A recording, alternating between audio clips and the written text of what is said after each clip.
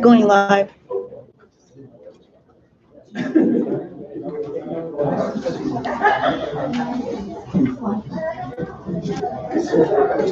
Check it out, it's pretty.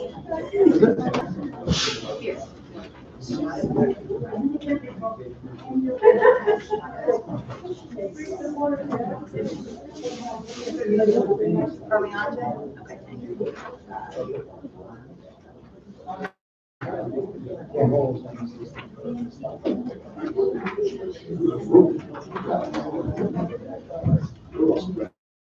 I started got your years ago.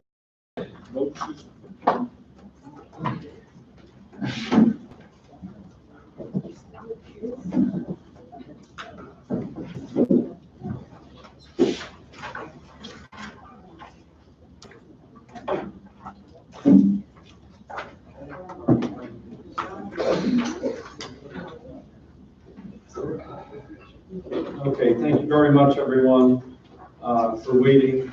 It's a little bit later than we expected to be in here. We had a meeting with the county and our floodplain manager talking about a new grant program that we could potentially be participating in, which would address some of our emergency concerns that we have within the township, but also partner with other communities in Bergen County.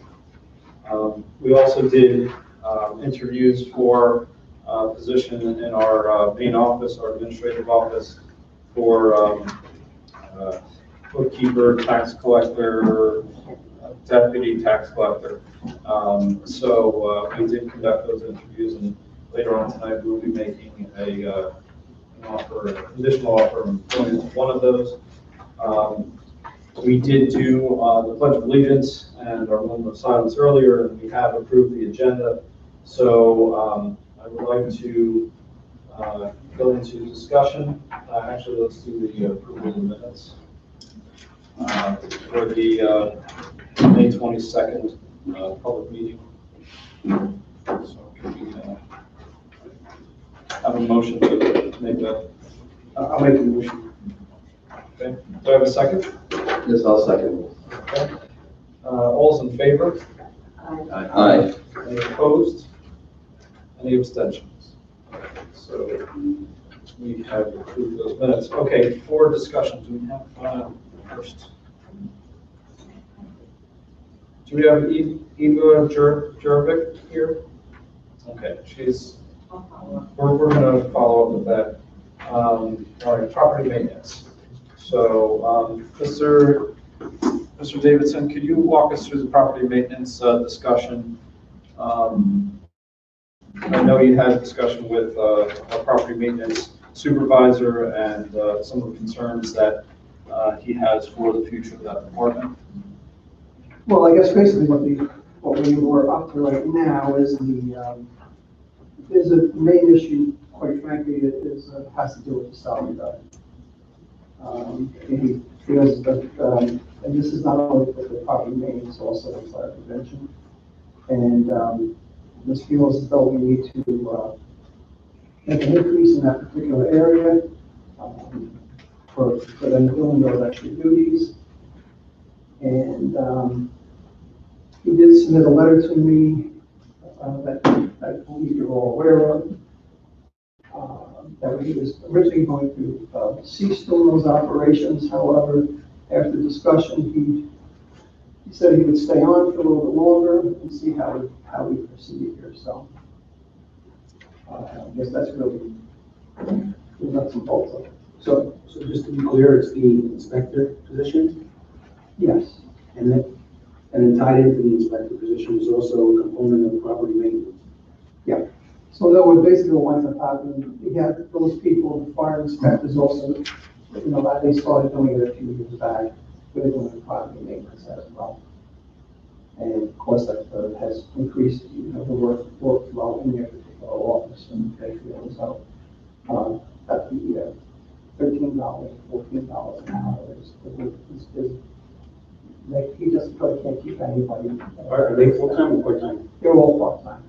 And when these were implemented, when the additional work was given to them, how long back? A couple years? It was a few years back, I forget exactly the number of years. Was it, increased pay then or no?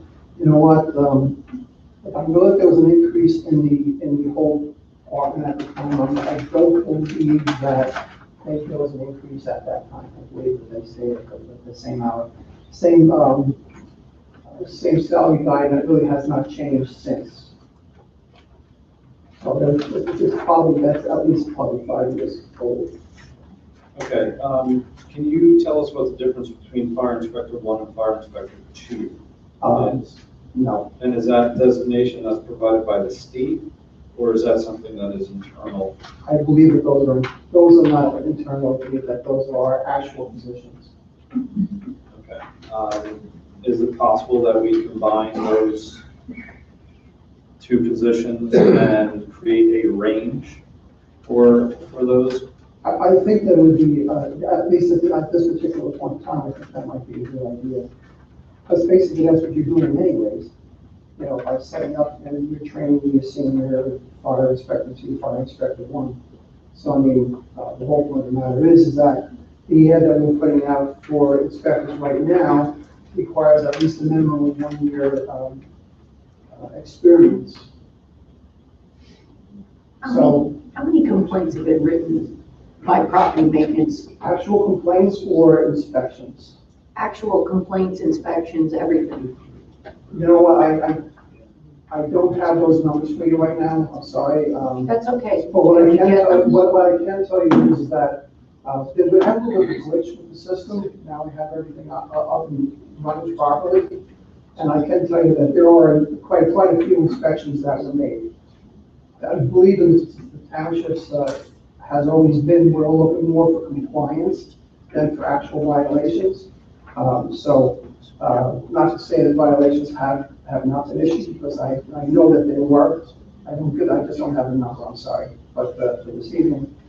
But there have been numerous inspections that have been done, and so what's happening now is, part of what they did with their equipment is that they actually in the car, when they do an inspection, they can enter all the information out, you know, from their devices, and it gets fed into the system, which now I have a lot better access to. Yeah, I'm not for automatically going around and finding people. Right. I'd rather them get warned first. Right, that's always been, pretty much been the policy of the township committees throughout the years. And that's also something that's consistent with, let's just say, the lawn ordinance and the snow ordinance. We've always had issues with the first offense being an enforceable or a fine.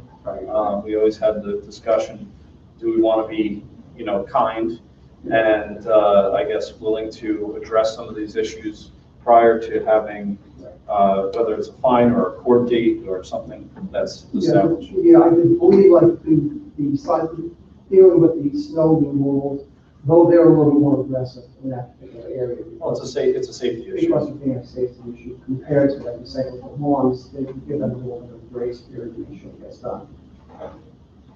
I just asked our legal counsel to see if combining it into one fire inspector position with a range makes sense.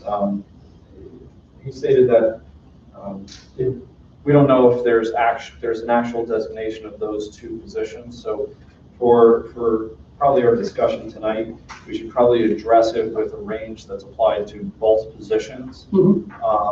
This way we are covering our bases. We're not eliminating a position that legally has to exist in our state code if it follows the state code. So Yeah, I'm not to interrupt you, Mayor, but I'm not certain that designation of 1 and 2 is an actual distinction under the fire safety code, the state code. So I would be reluctant to just lump it all together at this point until we have more information. So How would combining the positions affect health insurance and things like that? Has no effect, they're part-time people. No, okay, so what are you saying you combine them into one position? no, the Fire Inspector 1 and Fire Inspector 2, we have multiple. We have 2 part-timers, right? No, there's. We believe that this is a classification of the job. We have multiple people that are probably in both of these positions. I understand, you're saying, you're suggesting you set a range and give in the ordinance, and then the administrator will have the authority to The choose administrator would, within, to increase salary based on the range that we. correct. But Mayor, may I also just add that I think we're further blurring the lines here of fire prevention and property maintenance, because if your title is fire inspector, why am I going out to do property maintenance? I know that was something that was worked out several years ago as a cost-saving measure, but there's nothing here that distinguishes that any of these people are officially property maintenance staff members or workers. If you're kind of, see where I'm going in here, it's a little bit of a blurred line. Which, Can we add it in the job I description? think we did that already through, when we established the relationship that they were taking over property maintenance. I think we created a different job description, which allowed for them to pick up the additional job duties. Well, I think it should be listed on our salary guide, so when the public sees the salary guide, they understand that the dollar amount that they're getting paid per hour is not just for that one particular label, but there's additional labels as well. If you just look at the salary guide by Yeah, itself. no, I would agree, yeah. and even if it's the top line fire prevention bureau / so the category at least reflects both of them. Right. I mean, the Right. only difficulty there is that if we're creating a position, does that mean we have to pay them as fire inspector 1 and property maintenance, and that we have them coming out of 2 different lines, which for our finances are probably a better thing to keep track of how much we're spending on both of those accounts. But does that mean that we have to issue 2 different checks because of the 2 different job descriptions that they're covering? We have to go through that with Roy, because some of those positions are self-funded as well, so. I mean, you could have property maintenance go Was to the supposed building to be department, self-funded, or but the you could money have it was go for the through trust a Till this department year. that's within our bureaucracy here that's built in, you don't have to create So it something wasn't brand new. self-funding, the taxpayers paid for it. Till this year, the money went into the general funds. Years ago, it was going, for like the past 5 years, it was going into a trust account, and the taxpayers were paying the bill.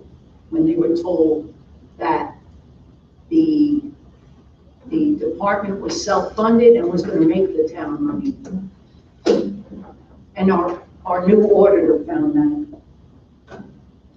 Mayor, I also think that if, this is just touching upon something that I've been bringing up at the meetings, is if we're going to really face head on the construction that's going to be happening in town, perhaps, solidifying, the property maintenance under the building department, and therefore the construction official may streamline things, make it a little bit more clear. I don't know, I Yeah. agree that we need to have that discussion. Yeah. For the purpose of this topic tonight, no, I I think understand. we need to address it before we go forward. So the big question is, can we make an additional position in this salary ordinance as it stands, as a part-time position, we put a range in there? Or do we have to? You would actually have to create the position by ordinance, not just in the salary ordinance. Which I think we did. And we did something a number of years ago, I don't recall exactly how we handled it, to make it part of the property maintenance inspections, part of the fire prevention, come under that umbrella. Yes. And I'm pretty certain that's what we did. So before we put a, let's just say a category of employment in here, we would officially have to designate a position. Is that correct? Correct. So whether it's the job task that we're assigned to somebody else, that's what we're currently doing. Right. So we couldn't create it in the salary ordinance No. until we have a position officially created, so we can. Right. So I think we need to address this as soon as possible. I would like to, address this in this salary ordinance. I think it's something that we have to do, and then maybe we would revisit. And if we need to officially create the position independent of the fire inspection, then we can do that. But I think that requires a much longer conversation and an action that's separate from this.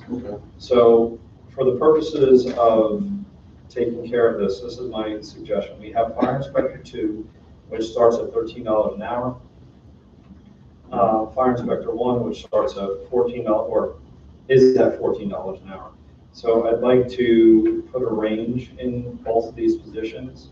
And this doesn't mean that we have to spend this money. It allows for growth in these positions for our employees, and that would be managed financially through our administrator and the department head, as well as our CFO would have to make sure that financially we are able to give those additional funds to those people who are performing the job.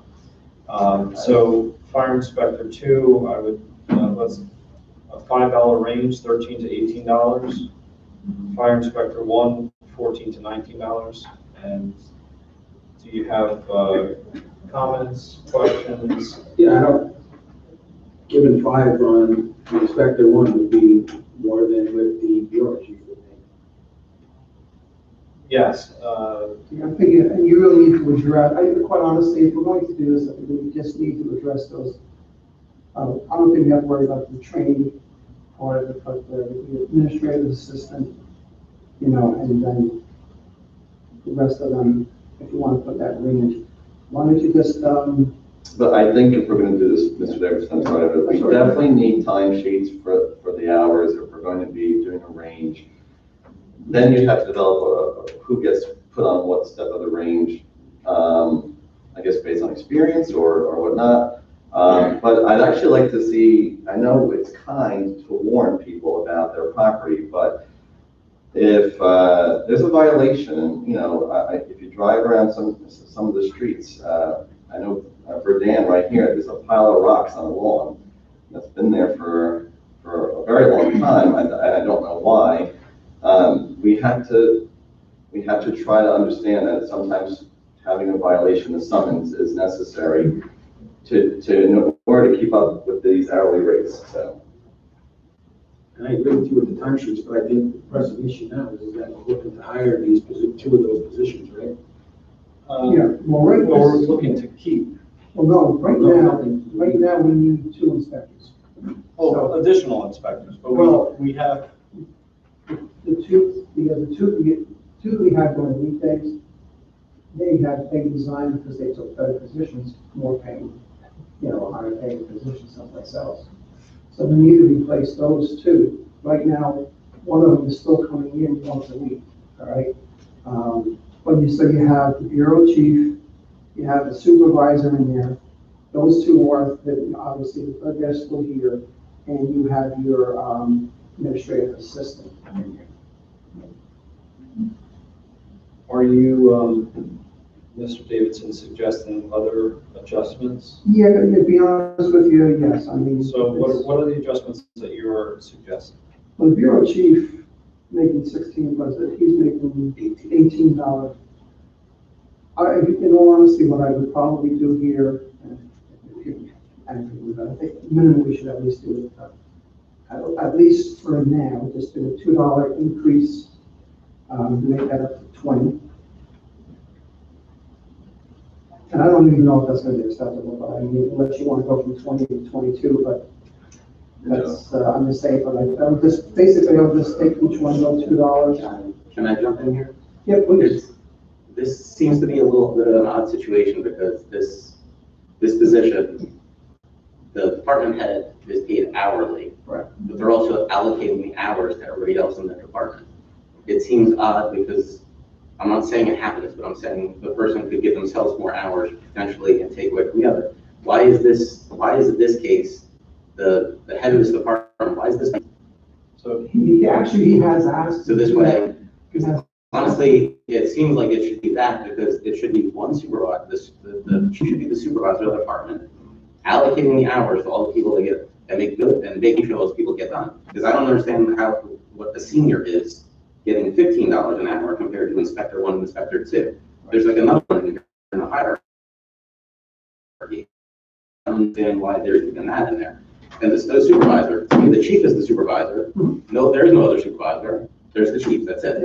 And then there's your fire inspectors. Yeah, that's the supervisor and inspectors and the administrative assistant. That's basically the entire thing should be 3 positions. The bureau chief, and again, unless there's some issues that I'm not aware of, but the bureau chief has asked in the past to be put on, if you want to call it the salary kind of situation, in the past, and said tonight. So if that's something that you want to look into, I certainly think that's what we need to do. Is this department covering itself? Has there been an audit of this department to make sure the money is there? Well, for the sending the audit, we're in the process of doing it right now. No, I'm talking about the department itself being audited to see where the money went in, where it was spent. Are they covering their salaries or are the taxpayers footing the bill? Unfortunately, this evening when I tried, I was not able to speak to the CFO about that particular question tonight. Okay, I was hoping to be able to. Because this was supposed to be self-funded. Is it self-funding itself? Not before. That's an answer I can't give you 100% this evening.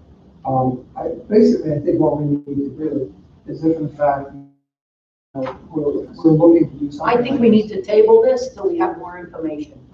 And I was basically going to say that what I can do is address some of these questions to the bureau chief, just so get those answers, to you and to the rest of the township committee, and move forward in our July meeting.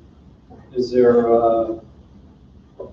can we postpone the entire adoption of the salary ordinance until next month? I don't think that's a very good idea, only because of the fact that the way it's set up right now is that we are right in the middle of the year. This is the best time for us to do we have to do any retroactive, this is the time to do it. It's a lot cleaner all the way around. If you want to make an amendment to the salary ordinance reference to this particular area, we can do that. But my suggestion is that we should, I do believe that the township committee should take a vote this evening on this. So, all right, so here's, if we just talk about 2 positions, which are the fire inspectors, which we need to have functioning on this department. The bureau chief and the administrative assistant, I think we could probably address with some type of additional stipend if that's some place where we need to go, if that's something that Mr. Bosnick was interested in exploring that avenue. Then maybe we either put it as an additional stipend or we designate a salary for the position. So that would take a little bit more time than the discussion that we have tonight. So I do think there's a urgent need to keep and hire new employees in that department.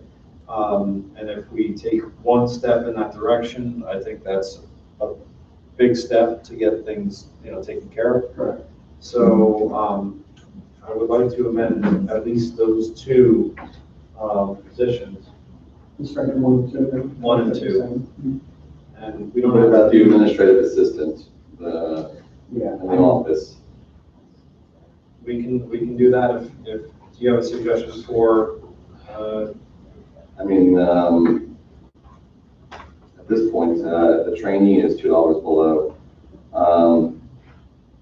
And I believe the administrative assistant is the one who inputs a lot of the data and keeps the records and files, which I think is essential. So, Takes the calls. yeah, correct. So, if we can adjust that one, that would be, all right, do you want to put a range in there as well? yes, the range, I'm just trying to think of what kind of a range would be suitable, 12 to $16 range. It would still be, Again, these ranges Yeah. aren't set in stone. This Right. is for the administrative, Right. discretion. And we're assuming that there's going to be progression through through the levels. Not like, that's up to me, it's up to the administrator and the people who oversee the payroll. Well, and the aspect is at least we can get this moving. As long as we can do it, we can get this moving, and then at the next meeting, then we can really clean it up, and take care of what we need to do in the future. All right, so any other discussion on this property maintenance slash fire prevention department? Well, this is one of the biggest departments. When we were worrying about timesheets, we wanted to know what inspections are you doing in that window? And we never got the timesheets correct. So you're gonna give a salary increase, and we don't really know this is accountability. And there's no accountability in this department. The timesheets that we approve of here, it's not the ones that I've been seeing. The ones that I've seen from that department is basically a spreadsheet with them dropping in numbers of hours. It doesn't say if they were doing fire prevention inspections, property maintenance inspections. It gives no indication of what those hours were. Okay, so as our administrator, we need to make sure that they're using. I don't, because excuse me, Mr. Marsh, you have a copy of that, because I've been trying to find it, and I haven't seen it. Copy of what? Of because you have mentioned something about, I have can you please forward that to me, and I'll make sure to get it. Okay, and I don't know if anybody was on call during Rochelle Park Day, but I believe someone billed a lot of hours for that event. Was it a specific thing for that event? I don't know. We don't know. I don't know. Or because you want, okay, and that's one of your arguments, because I believe that one individual does a lot of fire prevention and property maintenance work on Saturdays, just to make sure aware. So I think this spreadsheet, the sheet you have. It doesn't say if the person was at Rochelle Park Day all day, or half the day, or I doing inspections. I don't know. I think that is. It says a big number. I think that is a like personnel management situation. I think and that's something that both you and the department head need to take care of and get under wraps. But I also think that Mr. Logic's suggestion of a stipend that's locked at a number would prevent some of the issues or questions pertaining to the number of hours put in by the bureau chief. Right. And the supervisor, I don't know what, we haven't seen He before. wasn't talking about the bureau chief, he was talking about an inspector, right, at the time? No, not the chief, not the chief. You're saying that the chief had. So an amendment later would address that. Amendment would address that. We're not addressing the bureau chief's, Right now, right, we will address that. Right. after we discuss it. I want to, yeah, exactly. so, all right, fire inspector 1, fire inspector 2, administrative assistant. What were the ranges on 1 and 2? I suggested 14 to 19 on 1, 13 to 18 on 2, and administrative assistant, 12 to 16. What's the difference between inspector 1 and 2? I don't know, and that's why I don't know if we can combine them and just do one range for both. I mean, They might have different descriptions, designations by the state. And Mr. Demott was not available for this evening. I asked him if he could be here, but he was not available tonight. So we will make sure that he's at the next meeting, because he certainly can clarify a lot of these questions we have.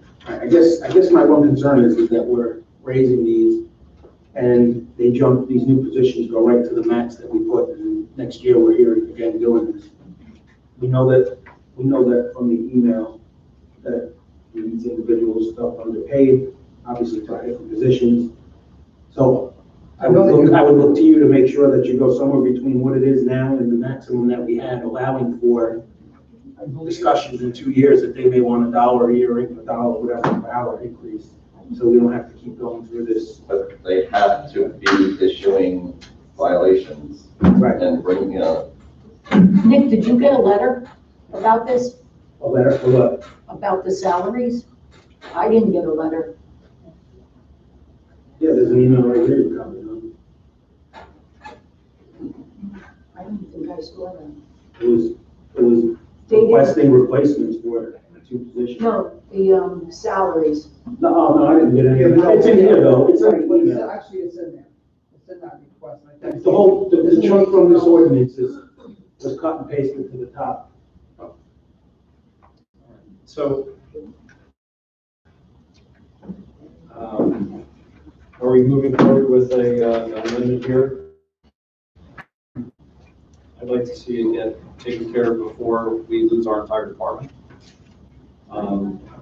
So I'll make that motion to make those adjustments to install a range for Fire Inspector 1, Fire Inspector 2, and Administrative Assistant. So that's my motion. Is there a second? Yeah, we second that. Okay. So the motion and a second. Can we do roll call? Committeewoman Bonface? No, Committeewoman Bassi? Yes. And that ends the discussion on fire prevention. Have to adopt the salary ordinance. Okay, next up on the agenda, we have a proclamation for EMS week. So do we have members of the ambulance corps here? yes. Come on up.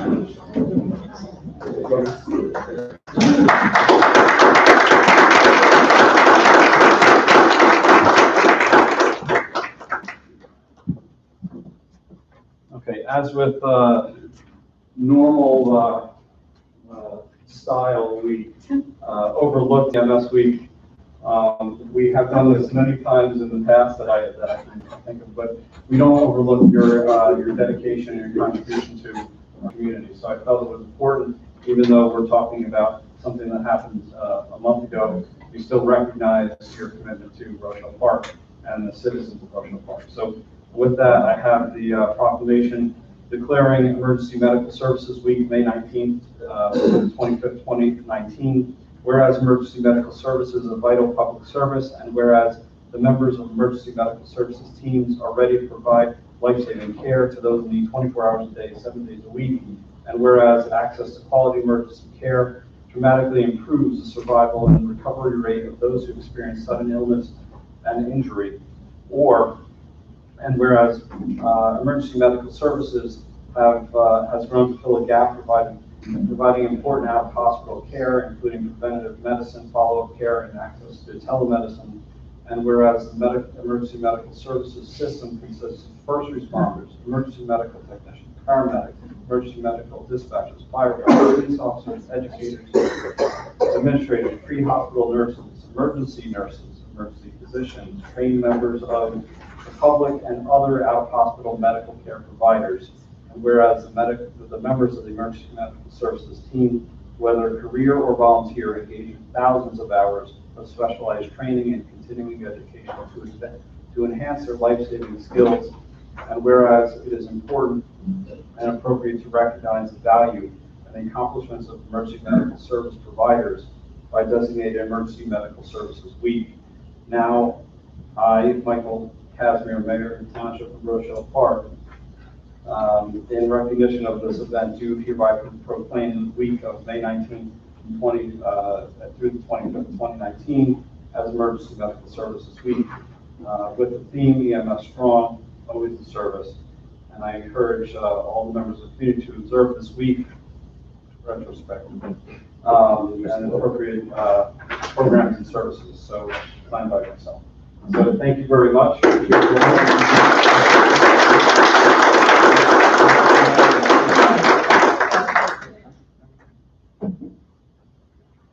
And then I'm going to ask you to say a couple of words about your membership and your dedication. So, who would like to? Okay, my question's prepared, but as always, we're always looking for new members. We can only do so much for the people that we got, and the more people that we can get involved with it, the stronger we'll be. So you guys want to volunteer, anybody that wants to volunteer, anytime, you can come on down, drop us an email, we'll give you an application, and we can always use the help. And we do pay for the training. And there is a commitment that's associated with that training and that payment for that training. We do have a number students that are potentially entering class this summer. Yeah. Actually, today was the first day of school for the summer. We got one person in there now. We had two, but no fault of our own. They only took one. But right now, the summer class is very limited. So, but they have more classes in the fall, and it's kind of continuous. So. Training's available. Thank you very much.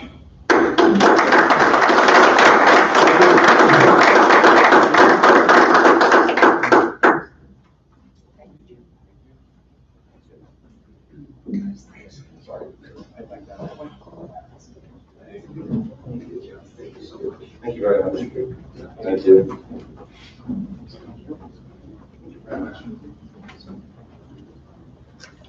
Yes, so we have a slight detour commercial. Yeah.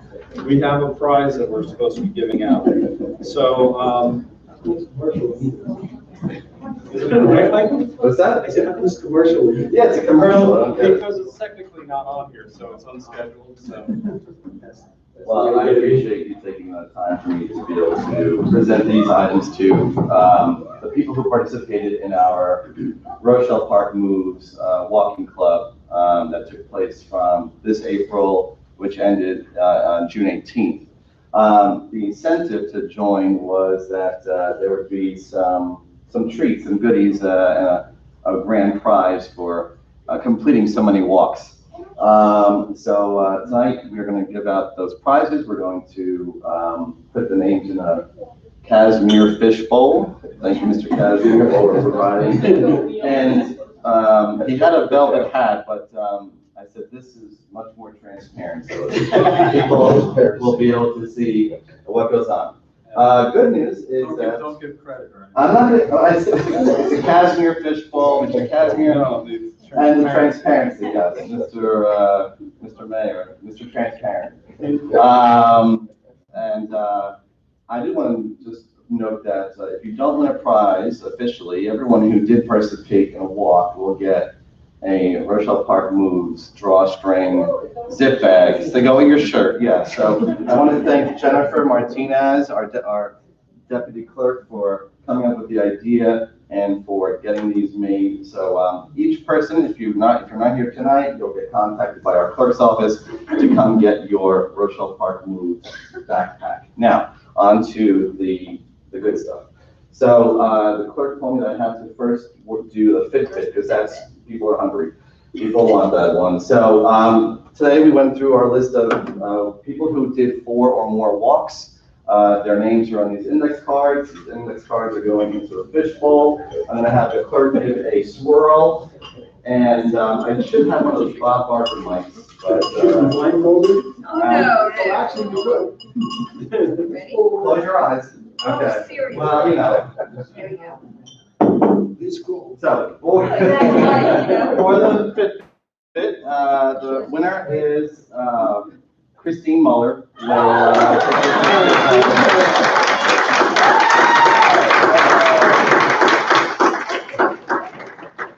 on down. It's $20. Yes, the Arcana wants to be sure to stay up here to engage this, but they're right here. Congratulations.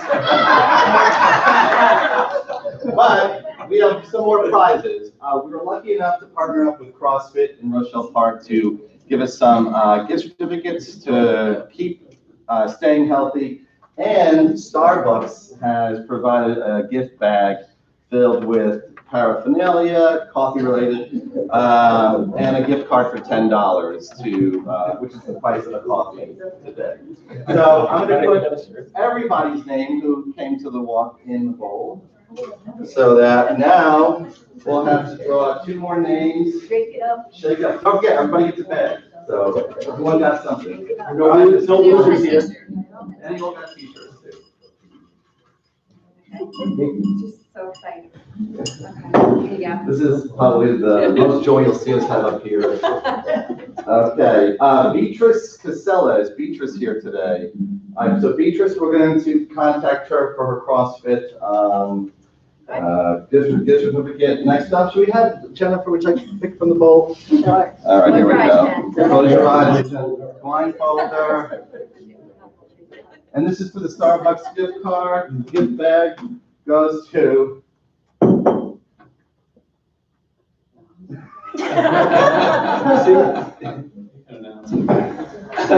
Mr. Casimir. Mr. Casimir.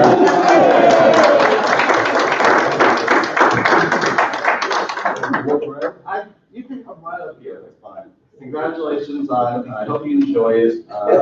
Feel free to share with people. I did have the opportunity to sit with Mr. Casimir last week while I was collecting cards. We talked a lot about travel and had a very nice conversation, so I very appreciate you spending time with me. You was lonely. I was lonely, as I usually am. Okay, thank you. Thank you very much. Okay, thank you. How do you want pictures? Wait, Mr. Casimir, come on up, and Christine Muller, come on up. We'll do some quick pictures. Right here, right in the center. Come on. Don't walk the mayor. Oh, in the backpack, yes, let's hold up the backpack. Come on now. Here we go. We're equal opportunity up here.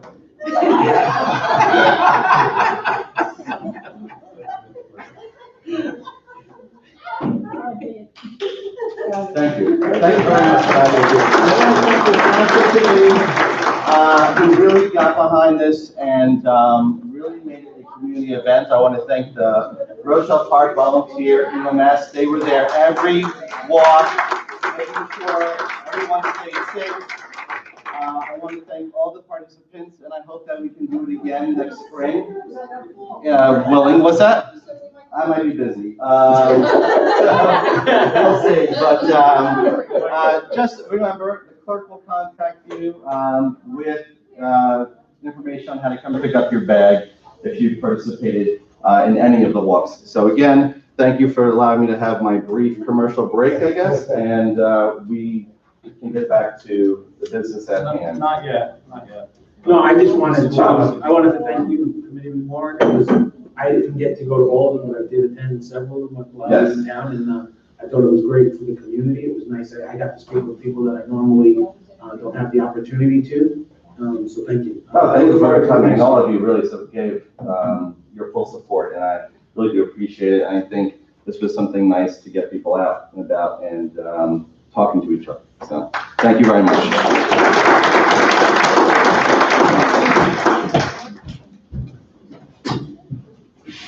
Okay. Thank you very much, Mr. Warren. Thank you. I did attend the first. You did? First, I didn't walk. No, it's okay. I have to say that.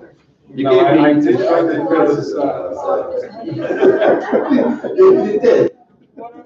I'm not surprised. what do you expect? It was a fantastic event. I do commend your efforts Thank you. for taking that on.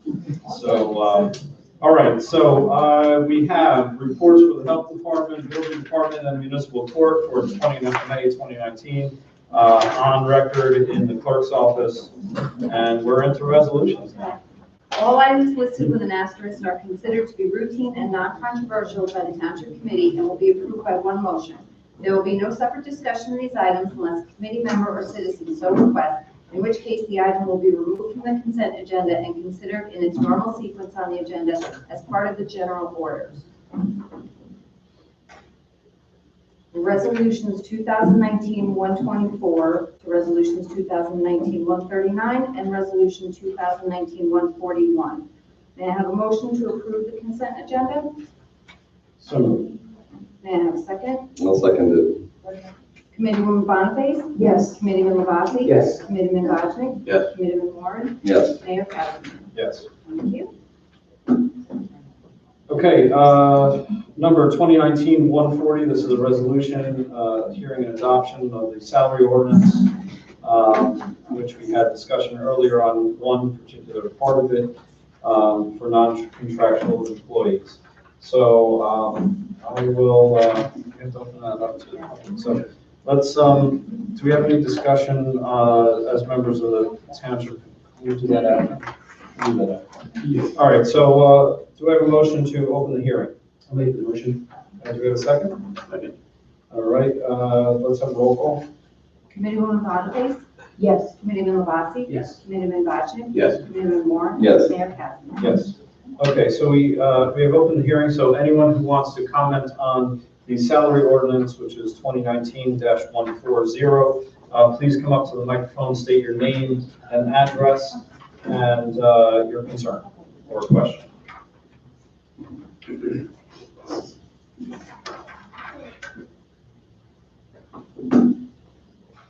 My name is Vanessa, 40 Forest Place. I guess it's a two combined question, but once the budget is passed, which I'm assuming says we need X amount of dollars to do everything we want to do in town, how do we pass a salary ordinance after the fact, deciding that if you're giving raises to X number of people, that means you need this much more money, which was not included in the budget? The budget is, predicts what essentially we're going to be putting into our salary, non-contractual salary ordinance. So there was a factor that is in the budget. So you're already assuming that you're going to be giving it? So this is with that figured in, and once the salary ordinance is passed, then we're authorized to make those changes to the salaries. And not that I expected not to, but what happens if you decide not to do it? Then that money just sort of stays for whatever? Then I believe it remains, or we have to introduce another. If it fails, we have to introduce another one. The excess money would just stay in the budget. Correct. I don't know if we could tie this into the discussion you had earlier, but I just, as somebody sitting in the public, based on the discussion you guys had, and based on previous times this has happened, it sounds like if people make threats, it gives them a raise, and that kind of is not a good way to set things up. You have people that make threats to whether it was Mr. Davidson or whoever his emails or letters went to, and the result of give me what I want or else equals a raise. And just to remind you guys, you did include stipend, it was about 3 or 4 years ago, and we were told that since they were going to be quote out there, while they see things, they would also put it under property maintenance, and it was a stipend written in. So if they're getting more money on top of that, you guys should look back at the stipend you already put in, because it's like double. There's nothing in any financial mechanism that they have been compensated in addition for property maintenance work. So the stipend that was put in never went in. I don't believe it. When you first did property maintenance, combining it, the committee at that time said that they were going to combine it because it would save money, and since they were out there already doing whatever inspections they were doing, they would notice things for property maintenance, and let's put stipend in to compensate them for the extra work. So and I don't believe the stipend ever happened. Okay. So the only additional funding that the property maintenance has, let's say received, was additional hours. So they've used this scale, or the pay rate of $13 or $14 per hour, or $18 per hour, or $12 per hour, depending on what positions there are. So they have not been, the only thing is additional hours. So additional work meant that they had additional. Some of the people in that department have full-time jobs, so I'm assuming that the work they do, whether it's fire inspectors or whatever, is being done at night or on weekends. Correct. So But if there's we always- say, so the comment about they couldn't do it on weekends, they can't do it during the week if they're doing another job. Well, there's also some that are working Some, I for said the some. township, Some. so this potentially, property maintenance, as you know, doesn't always only happen from Monday through Friday. There's probably some issues that occur during the weekends.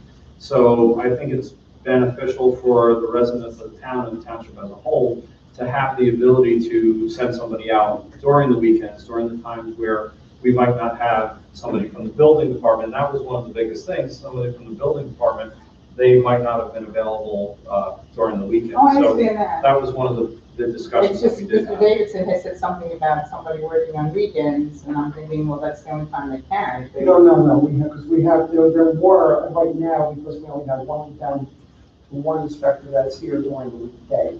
And we did have two. Okay, they came in either 1 or 2 days a week, and that was it. Right, but the other people, or the ones I would assume would be working on weekends, if This is their There's, part-time they do, weekend job. but they do some evening hours. Right, but Not that's, these other people who do evening hours or weekend hours. that's part of that part-time job. Correct. You know what I'm saying, but- so that's how the hours are being covered. Mr. Mayor. Sure, I don't know if there was there anything else that you needed, Mr. Davidson, to No, address? no, I don't believe so. I think going back to the salary ordinance, I think that there is a lot of confusion, and rightfully so, because they're listed as Fire Prevention Bureau with a flat hourly rate. We don't know what the hours are. We don't know if there's a set time that they should be active and available as property maintenance workers. I think in the building department, you know that the plumbing inspector is available between, 7:30 a.m. and 9:30 a.m. And those are the hours that that person puts in. I think this needs to be cleaned up. I think we need to be specific about what each of these individuals is doing on the allotted time that they're being paid. Whether they're being paid as fire prevention, which Ms. Boniface said is supposed to be self-funded, which I'd like to have that checked on as well. That's their statement. But I also think that if you just look at this, you don't know who's on property maintenance, what time they go, and yes, they must fill out timesheets, but I think it needs to be delineated like everything else in the salary ordinance is delineated in that sense, especially if you're an hourly worker, you should know what hours. And we don't see that here. And I get your frustration, to me, is where you're not quite sure if we're putting in hours as property maintenance or am I on a fire prevention timesheet. It's confusing. It should be confusing. It should be cleaned up and straightforward. And I think if they were handing in sheets that listed what they would do and Correct. when. Correct. And Or have a set number, didn't you set guys hours. pass that ordinance a couple meetings ago? We certainly did. So to me, if you pass this ordinance, they should be following that, and you should at least for the past month or two have that information. And if you're not doing it, then that doesn't fall on you, that falls on them. Correct. No, it falls on me. It falls on anybody, it falls on me. So I whole board, well, because again, as an administrator, there's the things that I need to look into. Again, like I had said earlier, if I can just get that timesheet, because I can't find it. Once we have that, I'll better make sure we take care of that. But basically what they do, in fact, they do have, they go out there as fire inspectors, but they do have a series of complaints that are property They do it at the maintenance. same time. Then they do it at the same time. So they could be out there doing, so if they're there, let's say 9 o'clock in the morning until 3 o'clock in the afternoon, they're doing a combination of both jobs. Oh, I understand that, but I know originally, going back 4 or 5 years, their time sheets used to list very specifically where they were, from 9 o'clock, I'm inspecting at this business, at 10 o'clock, I'm doing whatever. Suddenly, that disappeared. So we'll And make they, sure that- it wasn't just when you guys passed the ordinance, I'd say for the past couple of years, that wasn't available. So, when you ask for it, they could have to do it. And if you create a new position, where you probably have a position, wouldn't that have to be posted so that anyone could apply for it? There's probably postings and officially hiring for X, Y, and Z position, unless there's a way that you can designate that if you're hired for a certain position, you can also assume these jobs, which Job description. which was something that that's how we addressed it a number of years ago, by expanding the job description to include property maintenance and that stuff. So I think, I agree that there needs to be a whole bunch of cleanup in this. I would say that's before you put in your raises. If I may jump in, the administrative assistant, I know, has specific office hours that are there. The individual is in the building, not on the road. And I know that individual has timesheets. So while we are cleaning up the rest of these positions, I hate to say it, but sometimes I don't want things to always roll downhill. And I think the administrative assistant has a set number of hours that they are required to be here and have an office where I'm they're sure. required to be. It's different when you're on the road. You know, what time do I start on the road? You know, do I start the minute I turn the key? Do I start the minute, you know? They're officially leaving this building since this is where the vehicles Right. are supposed to be. So at that point, they could say, I'm leaving at 8:30 and I'm 5 minutes later to get to whatever, you know, you're not Right. talking a long drive. Yeah, So if they put down at, 8:30, I'm starting work, because at 8:35, I'm inspecting where they're well, we inspecting. can also look into That's not a the big- GPS on, I believe, Twin Logic, we talked about it a couple of meetings ago. If we are having issues with tracking hours, then, especially in vehicles, then that is not a road I wouldn't want to visit, go down. I Is would. there a reason why one of the vehicles has been parked by Firehouse for the past month? Because they were very definite in their talks that prevention is separate from fire department, but and it has barely moved. I realize it's a different thing, I'll come back. Right, but our conversation really salary. should be very specific to the salary ordinance. I understand where we're going, and we definitely could revisit that, but just not. I suggest, based on the email Mr. Warren said, that until you have it cleaned up and figured out, that you do not, I suggest, that you do not vote in raises until you have everything figured out what they're getting raises for. As of this point, we've already made the changes to this, so But we just, can make Mayor, I want to be changes. clear, we did not vote in a rate, we voted a range of salaries. So I want to be very clear, no one approved an automatic increase because of the range. It was just amending the singular dollar amount to a range, which will be up to, I believe, the administrator or whomever the supervisor is of that department or departments. It'd be a recommendation by the department head, Correct. and then approved by the CFO and the Correct. administrator. That's what we have to clean up, is Mr. Rogers' idea The that, department head gets to vote himself for raise. well, that's what we have to, we have to clean that up. We're not addressing that. We're gonna try to amend it after this passes, Just or because after this, you have 3 people in that to department. make it. 2 of them you made administrators, which is kind of interesting. You know, you have a juror, 3 viewers, an administrator or supervisor, whatever you call them, and then workers. So, So, and I just want to address one other issue. You did state that if you threaten, you get what, I'm just throwing it's not, this wasn't a threat, this was a conversation, and we've actually lost people for this position because they've gone to other towns with a higher pay rate. Then So it's I not, misunderstood something that was said up here. and I yeah, did that. so we've had a discussion, yes, but the point is we are losing our people to more competitive districts. There is So- always the option of paying other people from other towns. Yes. And you'd save a great deal of money by not having to pay what we pay now. And you would just pay them on a stipend for when they come to our town, or go pay the county. And that probably And would we've be saved. explored that option. Listen, I've explored some of these things as far as, especially with property maintenance. And generally speaking, if we try to bring somebody in just to do that, you're talking at least $25 an hour. If you get a full-time building inspector that probably could fit that in, which I know has come up as a discussion, they would be doing probably more inspections, which we will need, but in between those hours, I'm sure they could also do with their own salary. That's a conversation for next year's budget. I'm just, Yeah, I I understand, understand. that's a conversation. it's a way you could, and then you don't have to pay 3, 4, however many people, plus all the extras on top of that, like vehicles and stuff, and you would save money. That's certainly a conversation that we can have and probably will have And property in the near maintenance. future, actually. The person who had it before didn't really like doing it because he lived in town and he didn't like writing up his neighbors. So sometimes I think property maintenance should be out of the town where they don't know anybody in this town. And it's easier for them to write a summons if. So, thank you. All right, any other discussion on the salary ordinance? Okay. Ms. Howe?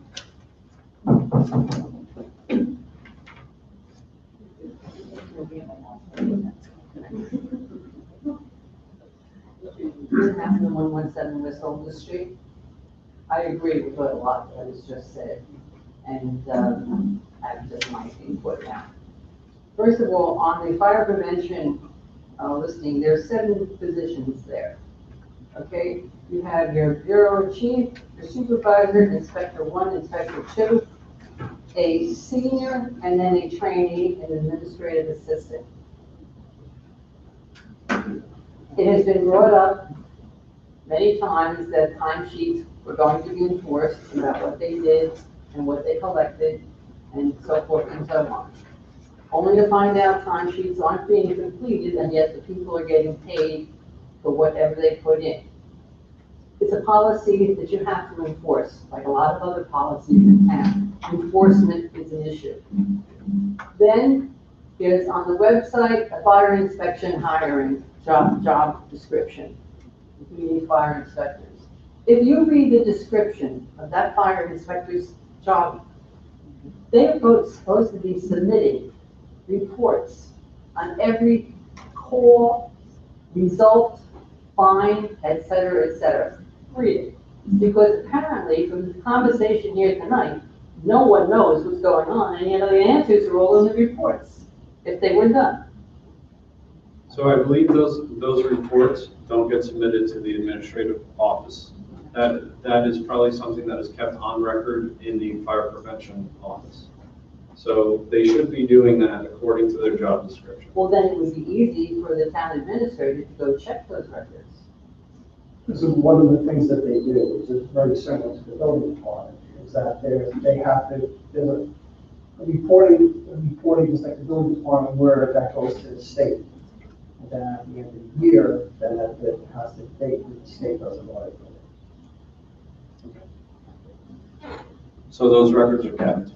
Yeah, I mean, listen, do I know 100% of everything that they're doing there? I'm not gonna say that I do, I'm not gonna say I have 100%. But they do, they have this reporting system, very similar to what they do with the building department, that's state control. As far as the salaries, I think you should, again, get all the facts together and then find out if they're making money, if it's costing us money, or whatever. And unfortunately, at the last work session meeting, the tape was shut off, but the voice was continuing. Everything you're discussing here tonight was discussed on that after meeting. And it actually wasn't threats that were made, but at one point, it was indicated that someone would do a job for $22,000, he would do both jobs. And that a $5,000 raise for the secretary is needed. There's a time and a place for discussing this. And after a work session at that hour besides, that was not the place. And it's just coincidence that all of a sudden tonight, it's all being brought out, what I listened to on this tape. Well, I agree that the timing of that discussion was not the most opportune of all times. It was late. It was after a meeting. It was something that was urgent and probably needed to be discussed.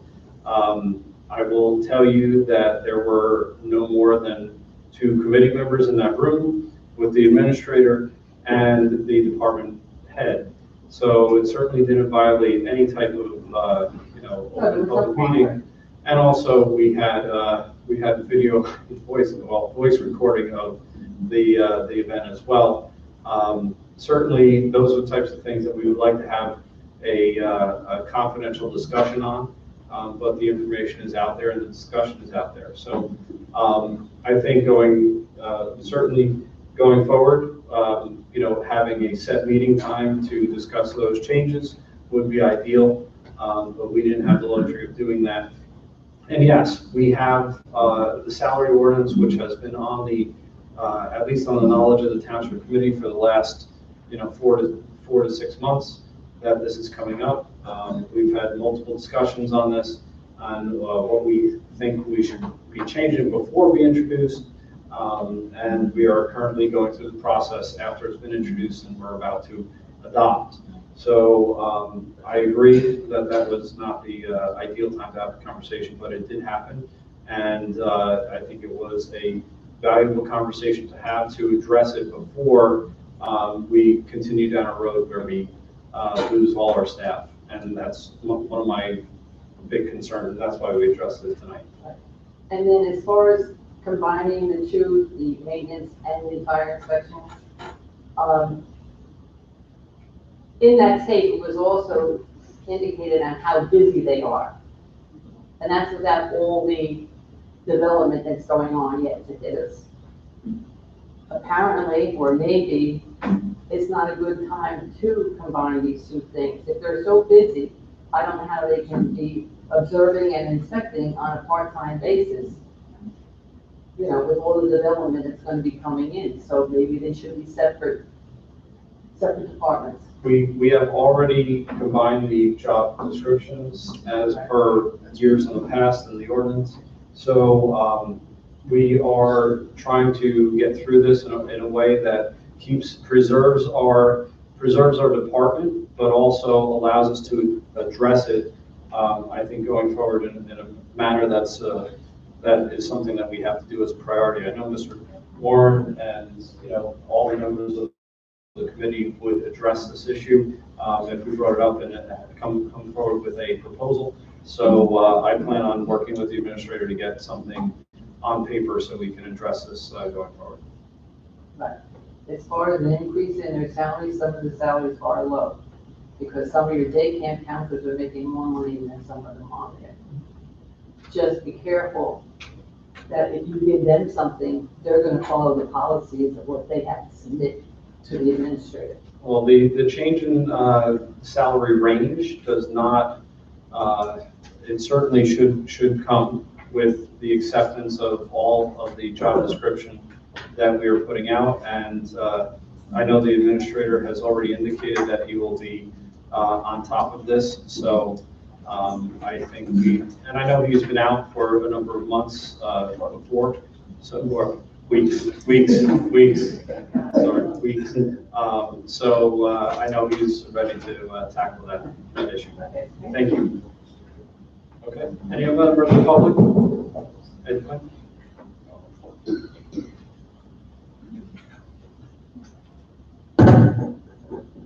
Quinn, 19 Peak Street, and I'm speaking to you as the curator of the Northeast Region Scout Museum, talking about the fire inspection people.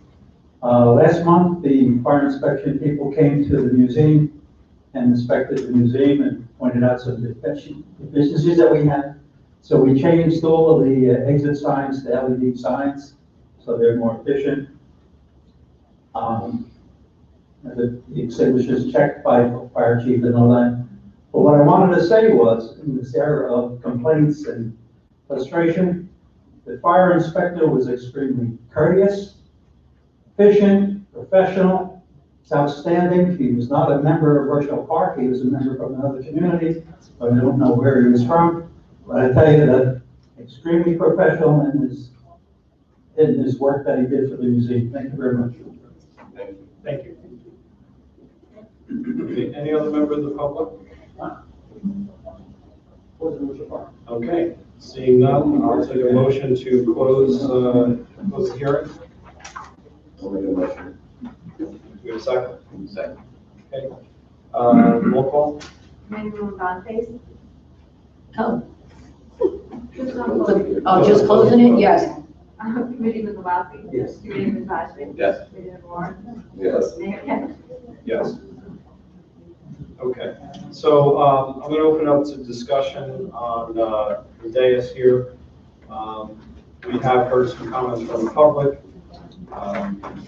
which I think we have also discussed prior to coming up as well. But overall, let's talk about the salary ordinance as a whole, and if there's any changes, suggestions, any of the above. Let's hear those. Well, I think it's clear that we kind of have to go through the Fire Prevention Bureau and clean up the titles and possibly eliminate the ones that don't exist, I guess, going forward. I hope that we'll maybe discuss considering Like I said, maybe looking at the fire prevention chief, more of a stipend setup.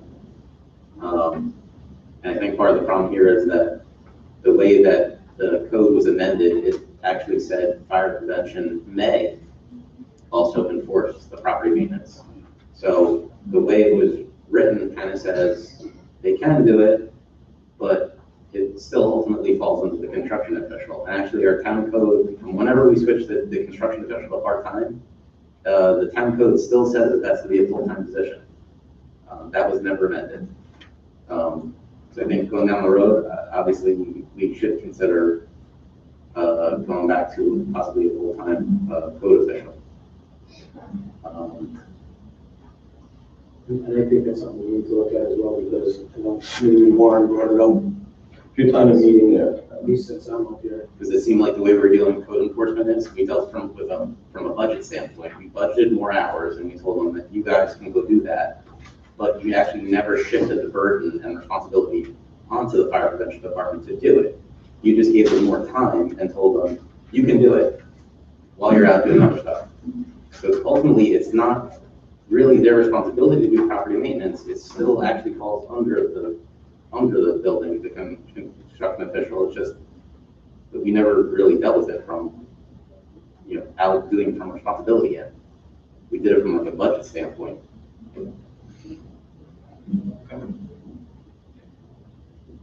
So just to be clear, the salary ordinance is just going to amend the ranges until we clarify the fire prevention stipend or changes, etc. I think we definitely have to speak to this, just because if fire prevention is keeping them very busy, which it very well may be doing, then we need to look at another way to do code enforcement or property maintenance. But I believe Ms. Hatton in the public, she did say on record that some of the salaries are low. I think in particular for the administrative assistant, who I went back into my past 3 salary ordinances, who's still at $12 an hour. I think that's appropriate. So just putting those ranges and then having the department head recommend a change. But we need to clear up the department head issue first of how padding hours themselves and maybe go into this time before we can do that. All right, obviously, we do have some clarification that we need to make, and we need to tidy that up. That's certainly something that we can do in the very near future.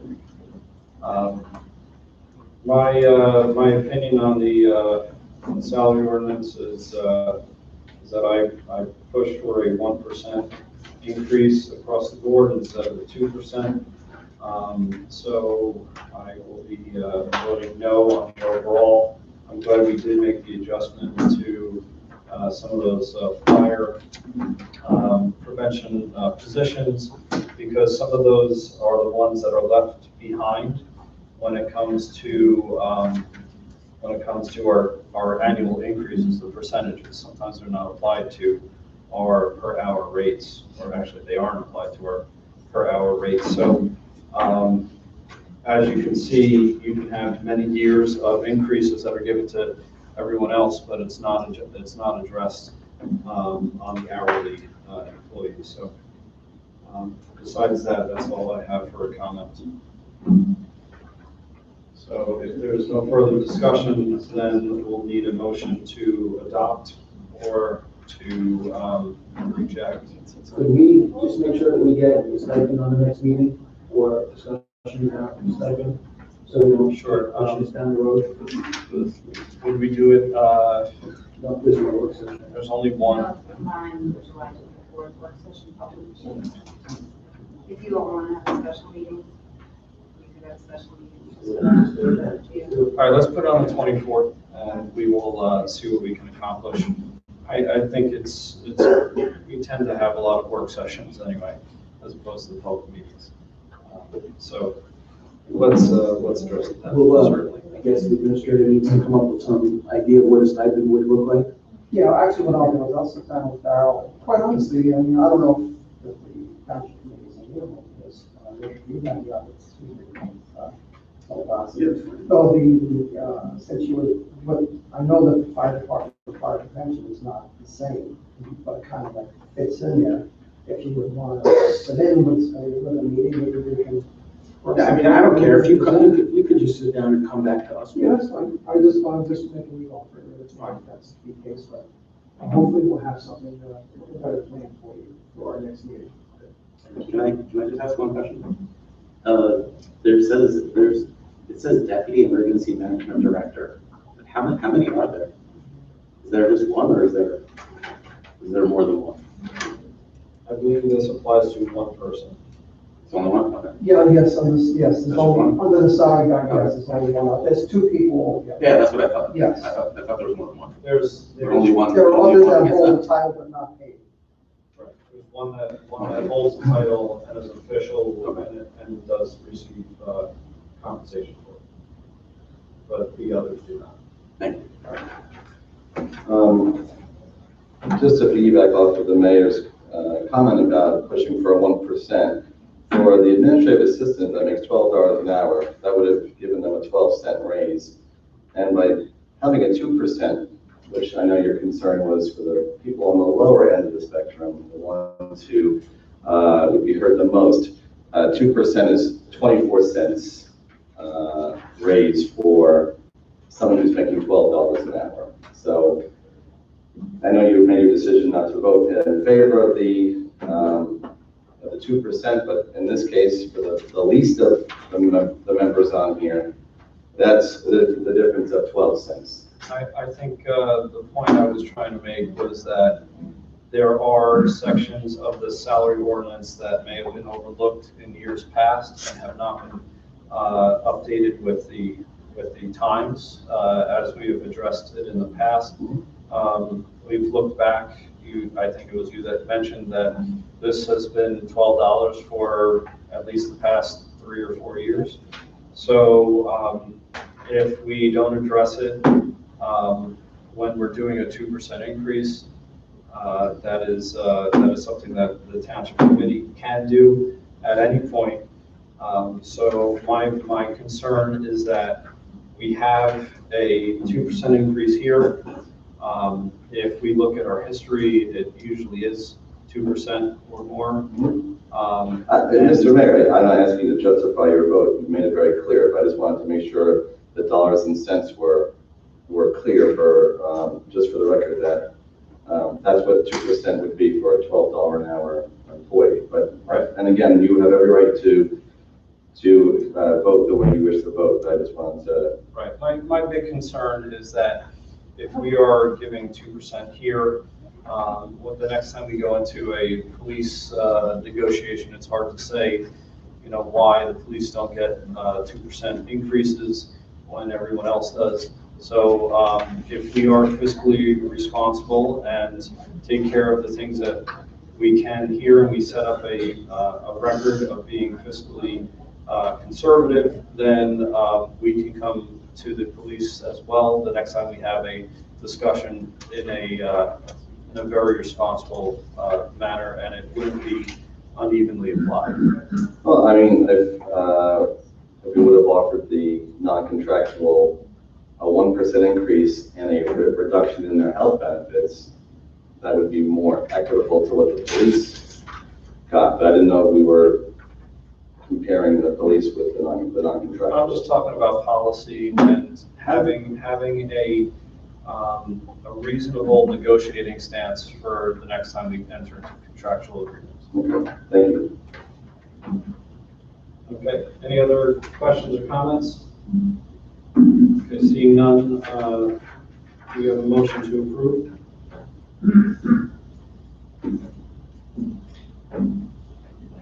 I'll make a motion. Okay, do we have a second? Second. Okay, let's do a roll call. Committeewoman Bonface, Until I know that fire prevention isn't paid for by the taxpayers, no. Committeeman Labasi, Yes. Committeeman Bajnik, Yes. Committeeman Moore? No. Mayor Cameron? No. Okay. What's the next step?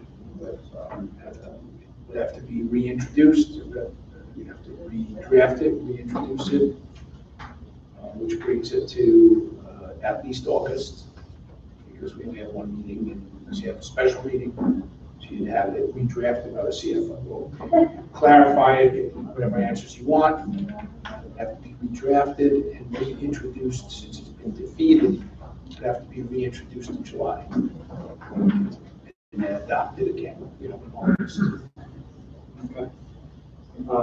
At this point, if there's a motion to reconsider, The only motion I would reconsider is the administrative assistant. I will touch nothing else with fire prevention, but the administrative assistant needs to be addressed in that department. well, I mean, we had a motion and we made the changes to the fire inspector 1, fire inspector You made it 2. for all of the positions, the range. Is that correct? No, You made it for, 1, fire inspector 2, right, and administrative assistant. right, I'm talking about just the administrative assistant. I don't want to touch those other items until Committeeman Boniface gets her answers about how we're going to settle this.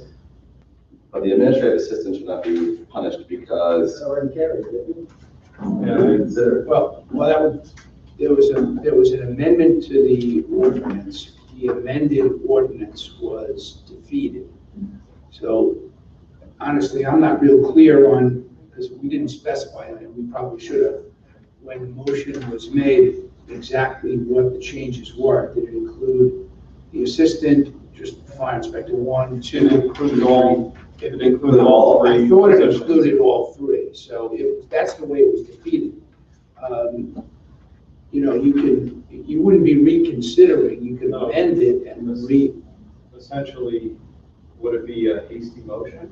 Because one of the people that are on the prevailing side of a vote could make a motion to say that it was a hasty action, according to Robert's rules, which would bring it back on the table for discussion. You could do that, or you could amend it, and it would become a different motion. But if it's a different motion or a different ordinance, then it has to go through the time. You have to go through the whole procedure, correct? But is there a way to, if there's some, let's just say, buyer's remorse? I wouldn't describe it as fire. No, I'm just on anyone's part. Right. Because if The we go back administrative to assistant is not someone who's on the road doing the inspections. Therefore, that should be a separate, if that was to be considered in the salary ordinance or amendment.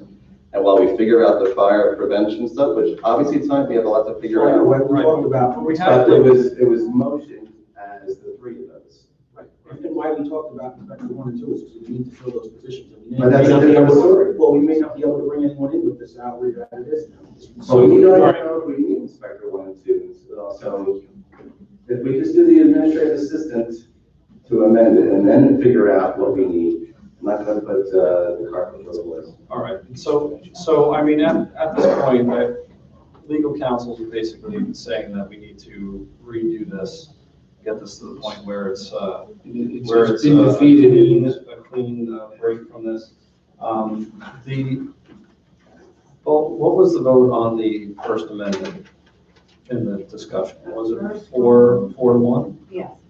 So it was discussed, and at that point, we probably should have discussed if there was, other inconsistencies. Ranges, they were fire inspector 1, 2, and administrative assistant, but bureau chief was not included in that. So it was three of those. All right, but we still, at this point, need to probably proceed with a clean salary ordinance. So back to the drawing board on this. So let's let's take a look at this and see where we can make the amendments for next time and reintroduce it in July. So, I'm sorry, so there's no way that we can move forward, even if we were to make. At this point, its motion is carried. I know in the past, we've had issues that we've reconsidered, and it gets into a, let's just say, questionable It's a really procedure. very gray area, and there's been a lot of discussion on this, so I think everyone understood what was being voted upon. So, But I think that the decision was based upon a single department rather than all our employees are non-contractual employees. Why wasn't this brought up in the work session? Why is it at the public meeting, last minute, when we're gonna vote on it, it's brought up tonight? The reason why it was brought up tonight was simply because it wasn't, I did not receive a letter from the building department, from the fire prevention until after the meeting was over. At our work session, so the meeting was completely over. But the And that's when 20th, there's took place. the letter from May 10th with the asking for increases. That was never discussed.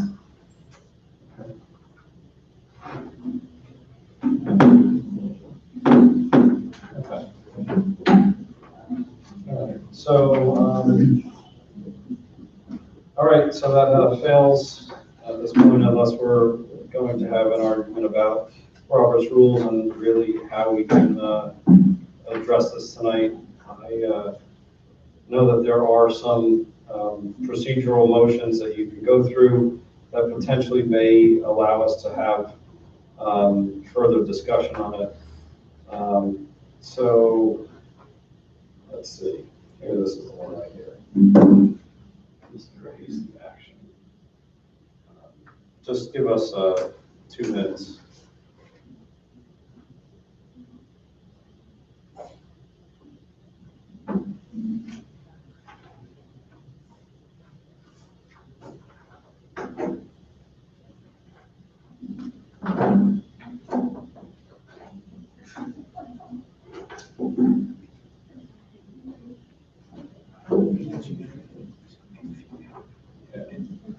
it's been 2 hours of discussion. Right. So it's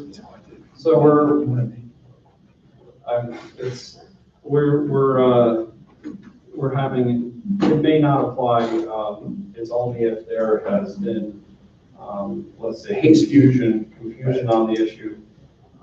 It's hard to say it's a hasty motion, when we've been talking about it for 2 hours, so. Okay. I just don't, I think procedurally it's suspect. I mean, I don't know that anybody's gonna, have an issue with it, but I mean, technically, the vote was taken, it was defeated, and that's it. All right, so seeing no other business on the resolutions, let's go to committee report. I'll start down on the left here with Mr. Warren. Okay. I have my report here. Sorry, anyway. In the building department, I'll be meeting with Nick Melfi next week to review the status of current projects. If you are considering a home repair, please inquire with Anne-Marie Wells in the building department about how to get a permit.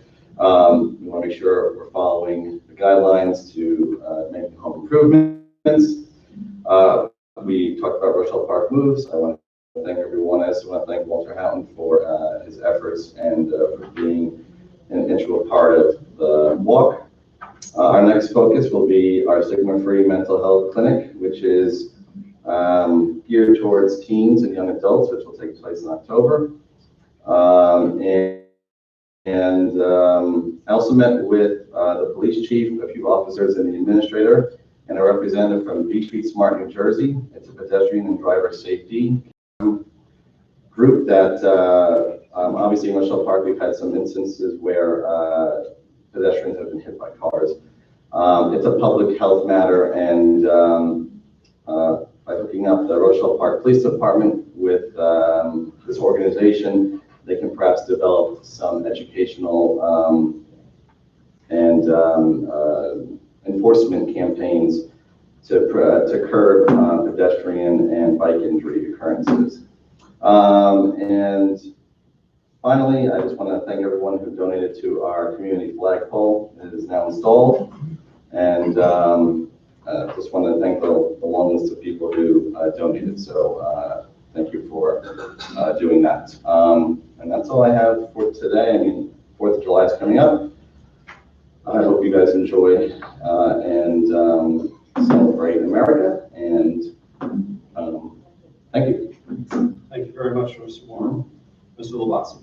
Yes, thank you, Mr. Mayor. Fire department report. You remember a lot of the 27 calls in the month of May, a total of 157 man-hours for the month of May, which consisted of 106.17 hours of calls during the month and over 37 hours of training. So thank you to them. I'd also like to congratulate the 8th graders from Midland School. They're off to high school. And I just wish everyone a happy and healthy and safe 4th of July. Thank you. Okay, Ms. Bombas. Rec night, recreation, movie night, perfect night, great crowd, free ice cream. How can you beat it? The other thing was, I don't know of anything planned for rec yet. The budget was cut. They had planned on doing a Yankee game. They can't risk buying the tickets and not having enough people purchase the tickets to go on the trip, and they'd end up eating them. So the July 4th, the first week in July is a rec meeting, and I'll find out more then. The DPW, potholes were being repaired today. They're doing the usual maintenance. But one thing they're doing was yesterday, the sidewalk company was replacing sidewalks around town from tree damage. And right now, currently, I'm working for a landscape contractor. And the funniest thing is I've been holding these things in my hand for the past 2 months. And then I realized we may be able to use them in town. And they're root barriers. They're designed for trees. They're buried underground under the sidewalk. They can surround the tree. They can go on the line, but they prevent the trees' roots from lifting sidewalks, and they come in different heights. They go together. And I sent this all to the township committee, and maybe we can get back to planting trees around town and not damaging the sidewalks. So, I'm hoping we can do that because I don't like the fact of cutting trees down. It's funny, they were right under my nose for 2 months. But anyway, that's it. For happy 4th for everybody. Thank you very much. Mr. Bodger. No report, just have a happy and safe 4th of July. Okay. All right, thank you very much. So just a couple things. Congratulations to all the Midland School graduates, but also we have some residents that also graduated from Hackensack High School and other high schools around the area. So congratulations to all the graduates that are, there's some that are probably graduating from, pre-K into kindergarten too. So we want to recognize all graduates throughout town. I did go to the Midland School graduation. It was a great ceremony. The kid and Ms. Boniface was there as well. It was a great event. We had the graduates entertain us with their songs, and it was good to see some of the kids that I've seen grow up through the school finally get out of town. When they go to Hackensack. So congratulations to them. And I think Midland School is happy to get rid of the Valenzuela twins and have them move on to high school. So congratulations to all.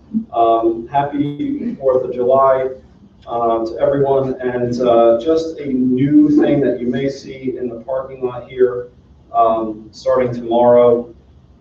We are going to have a bus pickup for Sunrise Day Camp, which is a camp for kids with cancer and their siblings that will, they go up to, I believe it's Nyack New York. And they are treated to a camp of great activities and entertainment and freedom. And it is a day camp, so every single day there's a bus that will be coming to pick up between 10 and 15, maybe 20 kids out of our parking lot, usually between 8 and 8:30. Then they travel up to the camp. They spend the day there running around with their friends and siblings that are going through a tough time. And then they will be returning to our parking lot in the afternoon for pickup. So it was asked that we participate. They lost their pickup location, which was the Forum Diner in Hackensack, which is currently under construction.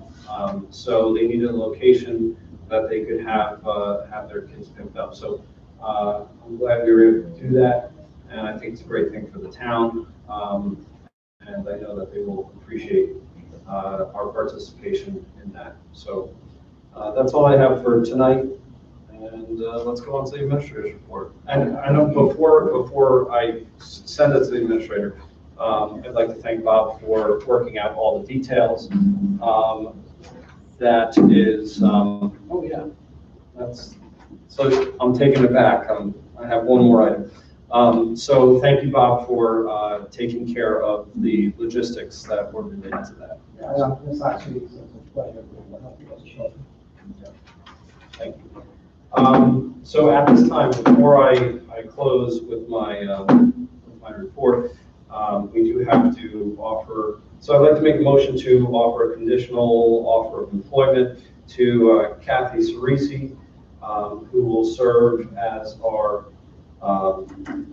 what's the official, deputy tax collector and finance and collect, accounts payable, whatever it goes with the title. It's related to the current salary ordinance. So whatever the salary ordinance is for the position last time, if it fits within that category, that's what we're hiring at. And if it will be adjusted in the future, then I'm assuming that it will apply uniformly across all positions going forward. So with that, I'd like to make that motion to offer conditional offer employment to Kathy Cerisi. Do I have a second? I'll second. Okay. Roll call vote? Committeewoman Bonface? Yes. Committeeman Lavassi? Yes. Committeeman Bajnik? Yes. Committeeman Warren? I have to abstain on the grounds that during the interview, Ms. Cerisi and I discovered that we are part of very similar, actually the same professional service groups, so I have to abstain. Mayor Casner? Yes. Okay, thank you very much. Now, administrator report. Okay. Tomorrow, have a meeting with Suez Water Company reference to replacement of the water main on Oak Street. They did a test on that on the line, and doesn't have enough pressure for the new apartment complex that's going in at the end of the street. So anyway, so that they have to do that replacement. And so we actually have the pre-construction meeting tomorrow. Also met with Representative Houses USA, that's the old cable vision. They are in the process of moving over to fiber optic, and they want to actually make that change here in Rochelle Park. Requires them to put a cabinet in a location. We only need one location, so actually the superintendent, the public works, myself, we reviewed a couple of locations, made some suggestions. And we, so just so you're all aware that that's something that's going to be coming forward here. Also, just so that you are, that you know, the advertisement for the Captain Tyson House for the billboard went up today. So, matter of fact, went up this afternoon. It'll be posted until July 3rd and through the 8th. During that particular period of time, we made arrangements to have something up there representing Rochelle Park and the 4th of July, commemorating our having the need to get the birthday of my nation. So, just so you're aware. So we'll be going back up after the 8th. I'm sorry, after the 8th, that we just going back up. So, I just wanted to make sure you all were aware of that. And Mayor, I'm just not quite sure, and hopefully I'm not saying something that was already said, but the reason why we had to make this replacement is Carol was leaving, for those of you who may not know. And so that's why we have to do that. This really wasn't planned for publicly for her efforts throughout the years. So that's all I have. Thank you very much, and I think that's important to mention. Thank you for doing that. How many years has she been here? The belief was another. A substantial amount of time that she has been here, and she will be missed. She is moving off to a much warmer climate than we have. Maybe not today, but it's. We hope that she is happy in her new endeavors that she is going to accomplish. So, thank you very much. First report. I have nothing further, Mayor. Okay. Public portion. Motion to open? Motion. I'll second Okay. All's in favor? it. Aye. Any opposed? Any abstentions? Okay, motion carries. So we are open to the public. So when you come up, please state your name and address and your concern.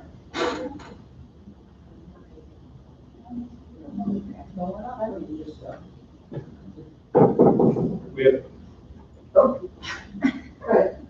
just one, yeah. We had somebody in Rouge. We had somebody- Sandy Ross, 180 Chestnut Street.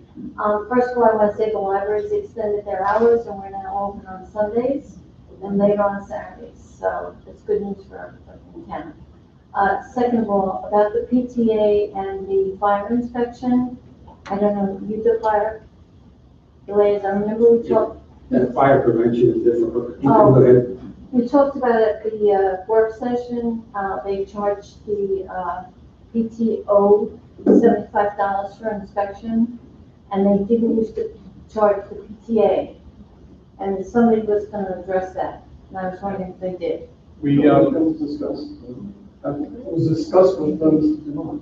right. Mr. Demond said that he did charge PTA. No, we didn't. I was a treasurer at the PTA for 4 years. I never wrote a check out to the But what I want to let you know is I just went through 2015 and 16. All the money from fire prevention was deposited in trust account, so it was easy to go through. I went through 2015 and 2016. There were no charges to PTA. Yeah. 2017 is when PTO got charged. So Mr. Demond will have to answer, show me, prove to me you charged PTA. And I talked to 2 PTA presidents about it, and they were shocked. They said we were never charged. And they were 4 years and 4 years, you know, and then also she was secretary to the superintendent. She also said no, they were never charged. And I was treasurer. I never wrote a check for them. Yeah. There were statements made by Mr. Demott, and we are currently doing some research into finding out exactly what the situation was. So if there was a misstatement that was made, then we will address that when the time is appropriate. You can mention the fact that, you know. Right, but we just need verifiable evidence, you know, an invoice, a check, Oh. whatever it winds up, and it should be on file within the, in the fire prevention department. Or we should have records through the, you know, through the township records for our bookkeeping. So as soon as we find out the information behind that, we'll address it. Okay, thank you. Yes, Thank you. thank you. Thank you, Cindy.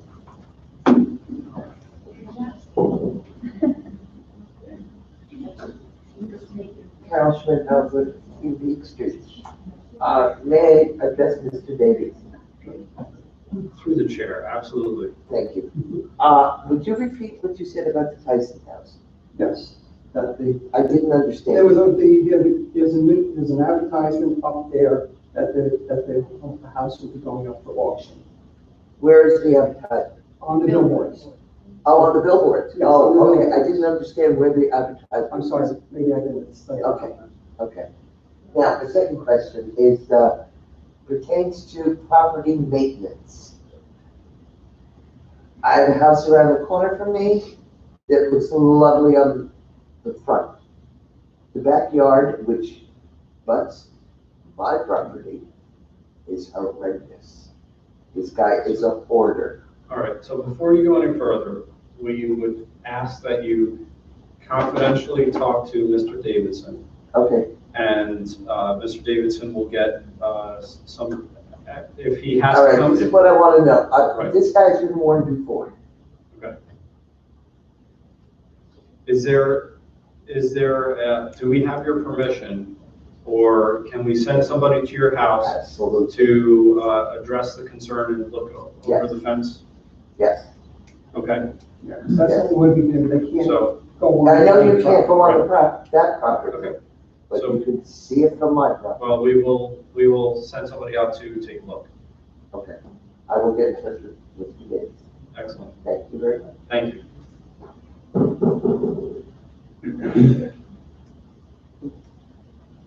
Good evening, Karen Sauer, 28 Crescent Street. This is, I think, regarding property maintenance. I understand there's a pile of rocks somewhere, and I understand the sidewalks are coming up. On 28 Crescent Street, all the way down to El Dorado, there are 17 homes with no curbs, broken curbs, rundown curbs, grass curbs, or asphalt trying to fix the curb, which the town did for me. So if I want to sell my house, it looks pretty bad, because I came to this meeting probably about 7 years ago and said that the plow ripped up my curb. And I was told by the engineer that, oh no, I know all about those curbs. They're all run down from the water. And we'll fix it. And literally, I have a patch of black tar mat on my curb. That's how they fixed it. So is there a program to fix curbs? We are a flood zone. The water pools by my driveway and my neighbor's driveway because the whole street wasn't pitched right. We do have a sewer down the end, but it never makes it to the sewer. So we have a lot of problems from 28 Crescent Street, which is where the water ended back in Floyd and Irene, and launched boats in front of my house. So is there any program or plan, because I did have a discussion at one time, that there is a program or a plan, but you have to be on a list somewhere. So is there a list? Are we fixing things? I know it's great, the sidewalks, I walk them too, you can trip and fall. But I actually asked at one time, can I take all the curbs out so it looks better? I mean, it really looks bad. The water has just run down, and I took the walk the other day. From my house down to Verdan, 17 homes have either no curbs, or broken up curbs, or tarmac curbs. So what does the town do? I'm glad we're fixing sidewalks, but what about curbs? So, you made a comment that you said you were here at a Years meeting, ago. but you have, which means that we can probably look up the last time that was addressed, meaning that we'll have records of when you were I here. believe it was Mr. Job. Yes. That was the That man would- who told that me, would I make know all sense. about those curbs, it's the water. Yeah, and So, that's why we need curbs, so the water doesn't run it down. so so what we'll try and do is we'll try and pinpoint that time frame, unless you have a year that we can talk about.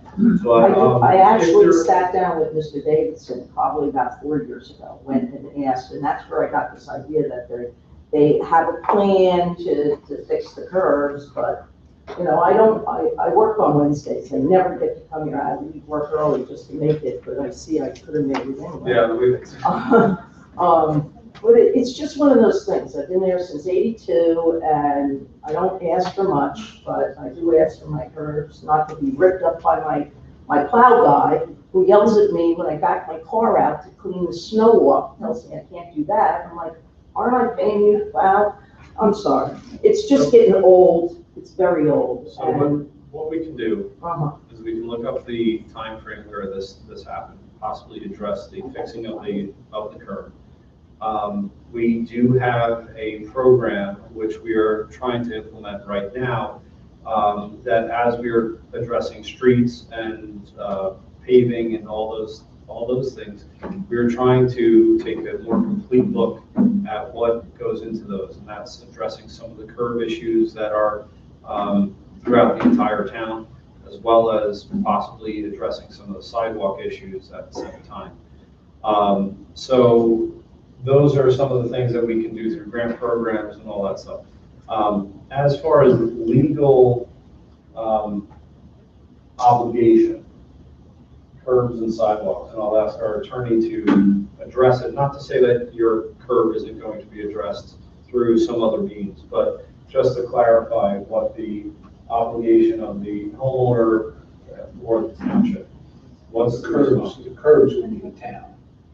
I actually fixed the apron part in about 2 feet of the curb when I had my apron fixed. But I had a chunk that's got black tarmac and broken up.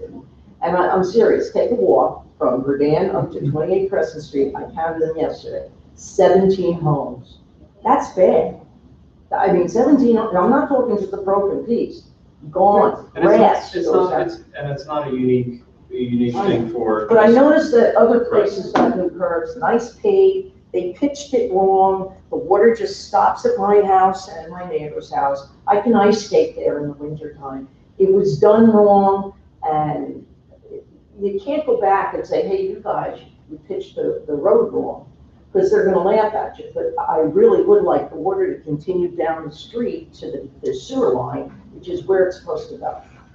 I mean, there's a lot of problems with the whole setup over there. Mayor, just so you know, that engineering firm we no longer use. Last year, I voted along with some of the committee members here to bring in a new service, one that will aggressively seek out the dollars needed to build those curbs when we redo the streets. For many years, we were not clawing back money from the state to properly address the curbs, and now we see the results of it. They're very slim, or next to none. There's ponding, which we have discussed up here with our engineer at great length. I can't say it's a problem that will be fixed overnight, but with the change of firms, we are seeing already leaps and bounds of the improvement. So I'm very proud to have brought in the new firm, which is seeking to help us get as much money from the DOT as possible to correct these curbs, these roads in a timely fashion. Especially in the flood zone. Correct. Thank you.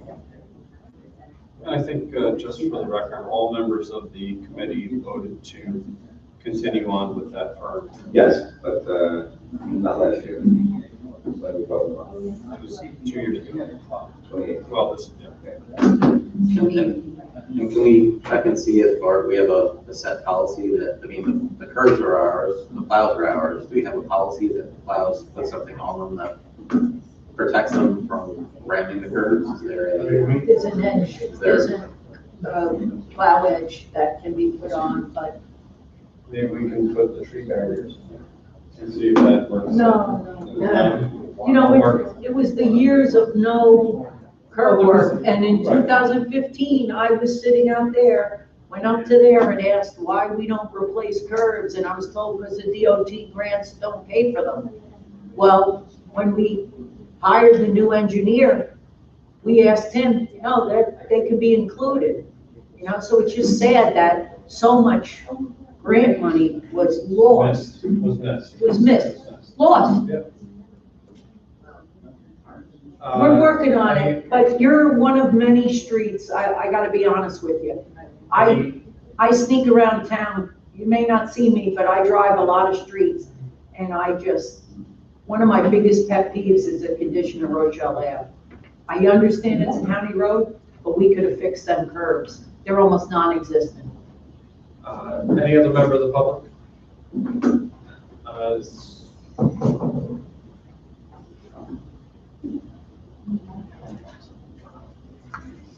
Some quick questions. Okay. On your resolutions, number 133, and then amendment to chapter 101 flood hazard area? Is that just approved in the new flood map? That's the, there's a whole new ordinance that we have to, that's being revised. Reference to that whole issue. It's all It's required, it's all part and parcel of the insurance program that we participate in. And that's basically what it's all about. So we have to upgrade, and then they'll take that ordinance. And number 134, multiple purpose bond, what's included in this bond?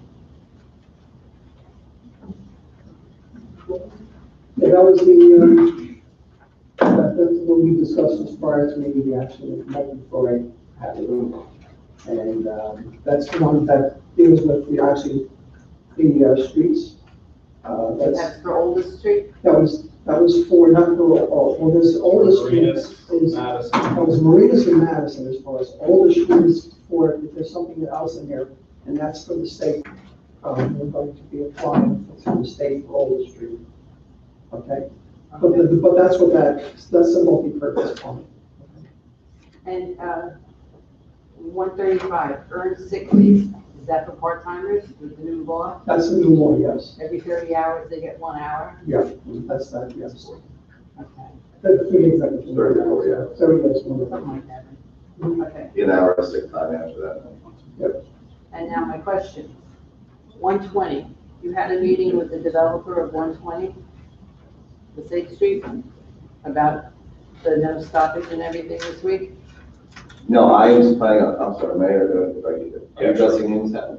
And what are you going to answer? So I just mentioned in my report that I'll be meeting with Nick Melby next week to just get a status update on what is going on, not only there, but in the other areas, Oak Street, et cetera. Because, you know, there's been questions, obviously. But as far as work stoppage or any type of meetings with developers, I have not attended any of those types of things or been privy to any of those things. I spoke with Anne Marie this morning. I Okay. said, did they have a meeting for 120? She said, yes, but I didn't go. At the planning board? I don't know if it's the planning board, I don't know who was having it, just the developer and the contractor, the engineer, I don't know. I Because was there not, supposed to be a I, meeting that was mentioned at the work session. is this part of the redevelopment? This is the parcel with it being built and the DEP, Right, and they stopped the order. but I had not. I know which, Right. there wouldn't have been any planning board or zoning board meetings because it's all been approved. It might have been a meeting between the building department and the developer. I'm not. I have not been to that meeting or, We have not met with them in the last. not at all. So at this point, we have no idea whether there's a stoppage on it or not, as far as you people are concerned. And the best of my knowledge is that there is. There is a There is a stoppage. It has not been. Because hurricane season has started, Yes. and that means we in the flood area are very, very cautious about Of course. the weather. And with that the way it is now, you're always gonna see more water around our places. Well, I think one of the most difficult things is that there's a lot of particulate matter that will become waterborne if water does go through there, which means that it would deposit throughout the entire town, and that would be a pretty heavy-duty cleanup. To your sump pumps or sewer, or stormwater sewers, all those things that potentially could be clogged up with, particulates of parking lot macadam, and even cement that's Can being. we go to the next meeting about having to clean that up at least? Yeah, we're trying to push. That may have been the meeting you're discussing with the building department and the developer, but I have no. I think it was just a general conversation Yeah. as to trying to. I'll have to talk to Anne Marie tomorrow to see what she was referencing, and then if I have to, I can have her give you a call. Is that Well, it's okay? probably because you said it was cold, that other Mr. Bill's melting. Okay. I will be seeing him next Tuesday. But, If I can, the original section where the storage area is supposed to be, is still, I think it's getting higher. And now they have a black segment that they're starting. That's about maybe a foot now. I don't know when they're in there doing this stuff because everything is expanded and then they're supposed to be a retail in the next parcel in front of them. They're building, they're doing more than they should be doing. No, I don't know if the work order has been, stop work order has been rescinded. We Right, have to but- find out, but we know at one point there was stop work order. When I meet with Mr. Malone Tuesday, I'm going to ask him if he could walk me through. Status report. Yes, and then I'll ask him to write it up for me as well, the status report. You know what that meeting might have been about, is the developers agreement? That might be, what part of. there are two agreements out there that are still pending, the developers agreement and the redevelopment agreement with the developer, but again, I'm. One we weren't involved. Yeah, we were not invited to or involved in it, but that could be what you're referring to. Yeah, that might be what she was referring to. All right, thank you. If you would like a copy of the multi-purpose bond ordinance, we can get that to you. We have a copy. It's good, it's for the street, so. There's, yes, Yeah, those, there's Police cars. No, there's more than just the this streets, is- it's this the whole, is- the whole. all of the stuff that we talked about during the, when we had the introduction. Is it So online? I hear it online. No, unless we invite Ron, they can come. Thank you. Wanted to say Ed Quinn, 19 Beach Street again. No. Just for your edification, and believe me, Rochelle Park PTA was a 501c tax exempt organization, so they don't have to pay taxes. And that's in place as long as you file your 990 every year. And I don't believe the PTO has that. I may be wrong because I'm not part of that organization. They I know have, they claimed it, I don't know, you should Mr. Botch got verify a it. copy But of it. that's a reason why people pay taxes and don't pay taxes. So, It's not taxes, it's fees. well, there's a tax on it too, right? So, I mean, if you're looking to be tax exempt, you need to file the 994. I know you know that. But they are tax Okay, exempt, that's fine. yeah. I just let you know, Mr. I'm not smart enough to know that. No, you know that, because yours is a 501c3. Well, I Your don't know what the museum. PTO does. Right. That's all. I'm saying. thank you.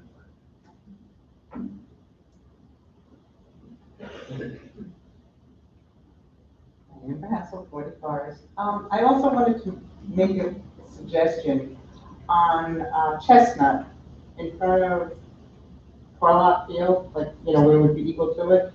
Is it possible to make that part of Chestnut parking on one side only, even if it's alternated? Because anybody, if you have ever driven down that street, when people are parking both sides and people coming up the hill, they can't see you. And it's an accident waiting to happen. I mean, there's times that I'm coming down there and I'm just praying that nobody's coming up or kids not running across to get to the parents on the inside. Because when you have cars on both sides, It's not a 4-lane road. you go down the middle. Because it's the only way you can, and then coming up, someone's coming up the middle, and I just think that, you know, that section where it's the park, or the field, whatever you want to say, it could be alternating, like Sunday, Tuesday, Thursday, whatever, one side, and the opposite day is the other side, or something, so that you don't have. Perhaps another idea would be to, if the police would work with the township committee or go out there to see if, since that's an area where people will be crossing the street quite frequently, that the township could put in crosswalk or some type of visual signal for a driver that this is an area that you need to pay attention to because of the amount of foot traffic coming back and forth from the field, if the parking thing is not a viable solution. But some type of marker indicating that this is going to be a heavily traveled area, that might be But these are two concerns of that. I mean, Yes. I have no problem. I know the with first it, concern is the but parking. I don't know I if mean, they people address that. driving, coming up the hill, Mhm. they cannot, until they're at the crest of the hill, Right. they don't see the people going towards the hill. And one day there's gonna be people that are gonna meet. And the problem, I have a problem with crosswalks, Or some type but of visual kids cue. do not, you know, Yeah. parents gonna be parking Yeah. 3 cars down and they tell, and I've seen it. Up front, they pull their kids and they don't tell them to go to the crosswalk, they tell them to cross. And if someone's coming up that hill, I just don't want it to be, oh, we should have done this, it's too late now, whoever got hurt. That's my concern. I believe the speed limit on that street is 25. And I know that they had some traffic enforcement that was on that street, at least with the monitor, the sign, and I know that there were probably a lot of people that were exceeding the speed limit at that location. But we could discuss putting some more visual stuff in there. I don't know if removing parking on either side would Like be. you alternate to be fair then. Right, but also if you remove the parking on one side, that actually makes a cleaner lane for traffic, which would actually mean that people feel more comfortable going quicker. Well, my More concern quickly is somebody through that. coming up that hill. I Will not agree see that somebody there's, going towards it's it, even tight. if they're going slow. it's tight through there, and there's visual, So I mean, even if difficulty, you have so- a sign that says slow down, we all know that that doesn't mean. I Yeah, mean, it was I- a suggestion, I I'm think afraid we- someone's gonna get hurt at some we point. I mean, even when certainly- the adults are playing on the field, you have a lot of cars there, and it's all, a lot of them are not residential, not in that area anyway, and kids can fly out of there. So this is a concern. And my other question is there a reason why the fire prevention truck isn't parked at the firehouse for over a month? I don't know, we'll have an Nights, answer. days, all the time. Can we have an answer on that for the next meeting? Yeah, I mean, I don't know why. To my knowledge, none of the fire trucks are getting worked on where they would need to work. It's in the parking lot. Yeah. And it shouldn't be, they were very specific that they do not, Yeah, they're not the same department. right, and it's very much, the car is only for them to be using for inspection, and not beyond this, that truck doesn't look like it's left the parking lot. So they're not needing it, at least currently, for a month now.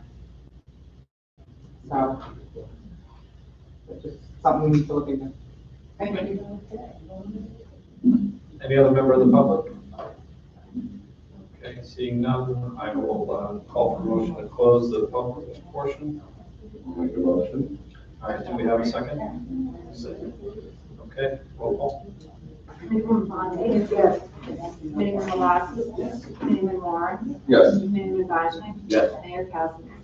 Yes, just one other, I guess, since we did close that and we were talking about pedestrian safety, it reminded me that in the last 6 months to a year, we've had 3 accidents along Rochelle Avenue with pedestrians being struck by cars.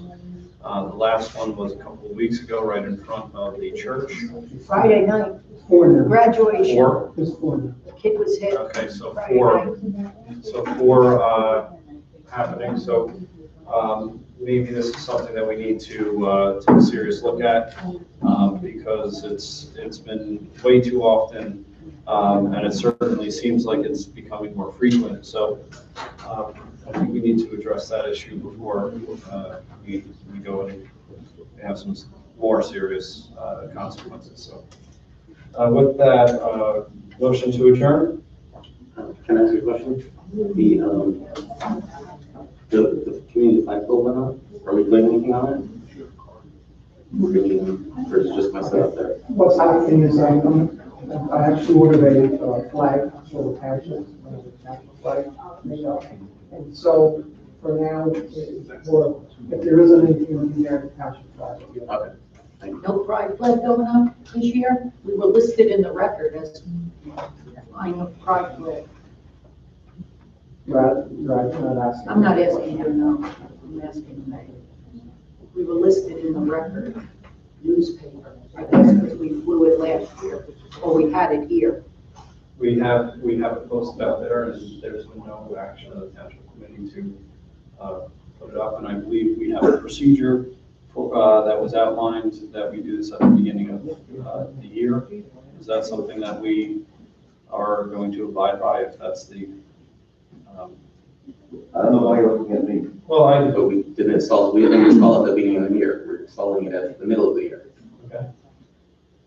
I was told by a friend of mine up here on the dais, I'm not the poster child for the LGBTQ community, and that if people want that to go up there as a symbol of inclusiveness and pride and love, then they must ask for it, and I am not asking for it. I just saw it in the record. I think we should vote on it, but I'm not asking to, or making a motion to do it, so. The public wants it, what the public asks for it. Okay, any other discussion? Motion to adjourn? Okay. Do a second? Okay, all those in favor, signify by saying aye. Aye. Any opposed? Any abstentions? Motion carries.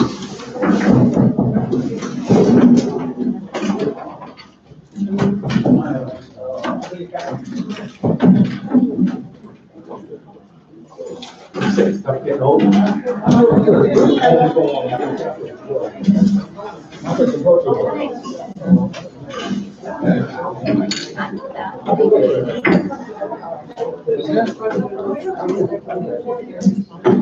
Yes.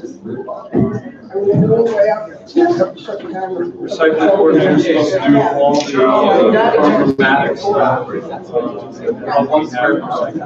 Just recycling provides. I know, if you ever watch online, some of the other towns, you need a half hour. Yeah, like if we have to do recording for